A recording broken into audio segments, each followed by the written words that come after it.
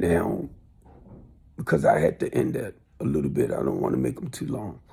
Now, if you was gifted with the gift to go back and help our people, mainly in our poorest communities, in the ghetto, in the hood, those are the ones that need our help the most. I call them the lost generation of people, what they talk about in scripture. Jesus came to the lost, to the ones that we tend to shun and turn our backs on. So when I read about Christ and the disciples, and as I'll say community, but you can say city, they went through the city ministering and preaching and healing Christ. But guess what? That's what an ordained deacon does. That's what your bishop does. That's what your pastor does. That's what your elder does. That's what your evangelist does. We give back.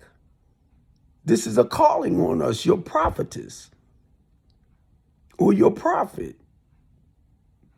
It's ministry. It's the ministry for God.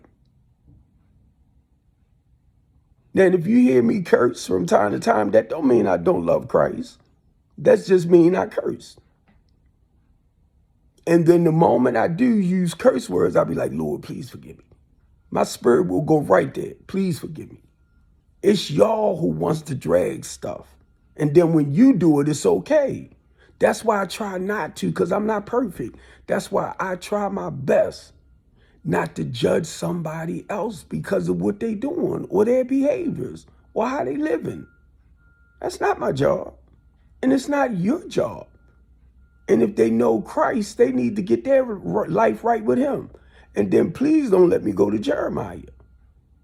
Because if I go to Jeremiah, when God said, I knew you before the foundation of this world, he wasn't just talking to Jeremiah.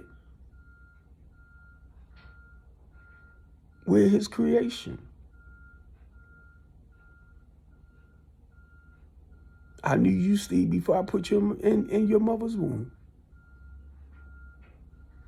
And y'all miss it. That's why I say it's not for me to judge anybody. I love y'all. Somebody knocking at the door. Let me see who this is. Love y'all. Take care, family.